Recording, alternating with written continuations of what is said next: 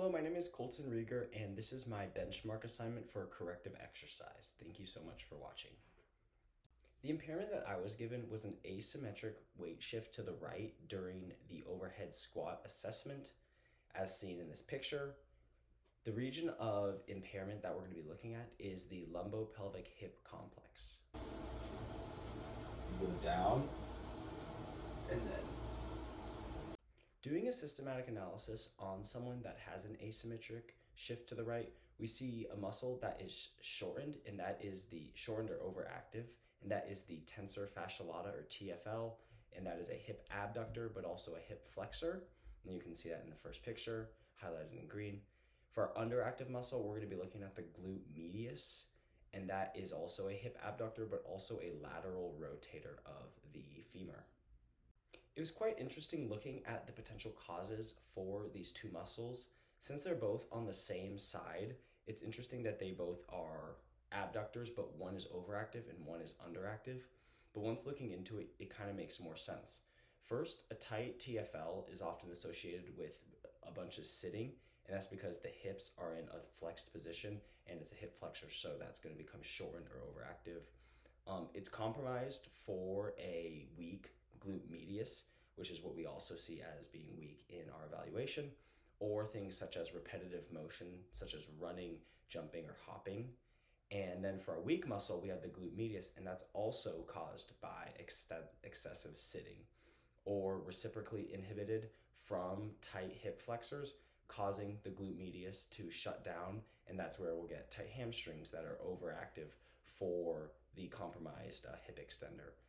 And what's really interesting is that these can cause a secular motion where we don't really know which causes what. Does the tight hip flexors cause the weak glute medius, or does the weak glute medius cause the tight hip flexors? And this could be a cycle where one is causing the other to become worse. And so that is promising for our interventions, because if we can decrease the tone of the tight muscle, then that'll improve the activity of the underactive one, and vice versa.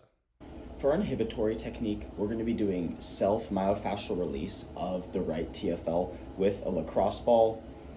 The way you do this is you're going to want to roll until you find a tender spot on your specific muscle and hold it for 30 to 90 seconds. And you're going to do this daily unless specified otherwise.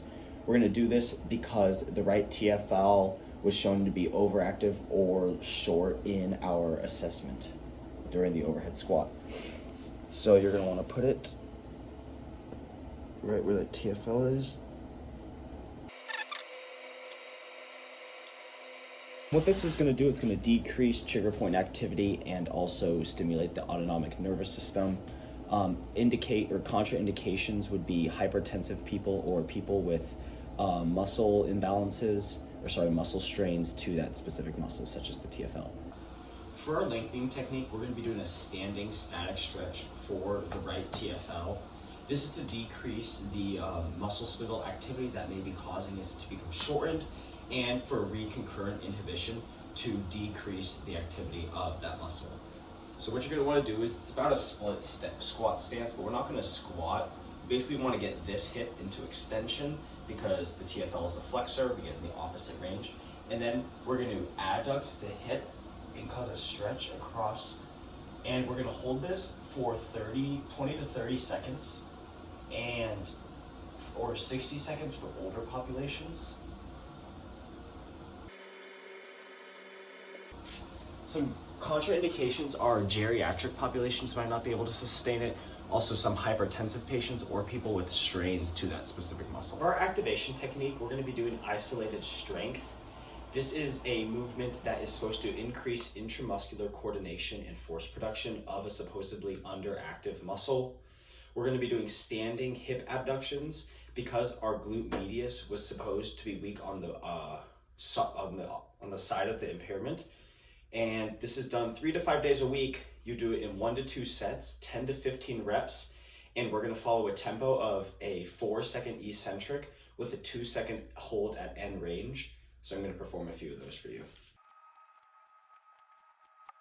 Possible contraindications for this movement are things such as hypertension, muscle strain, or positional. If a mother is pregnant, we're not going to have them lie on their stomach prone. and things similar to that. For my integration move, I'm going to be doing lateral tube walking. The importance of this is that it also increases intermuscular coordination. It's a low force, high rep movement in proper posture, and is to teach the glute medius, since those are supposed to be underactive in our impairment, to work synergistically with the other hip abductors. You're going to want to do this 1 to 3 days a week, 1 to 3 sets, and you're going to, for reps, you're going to do 10 to 15, and the tempo is just slow and controlled, not necessarily holding and coming back. So I'm going to do 10 of those for you real quick.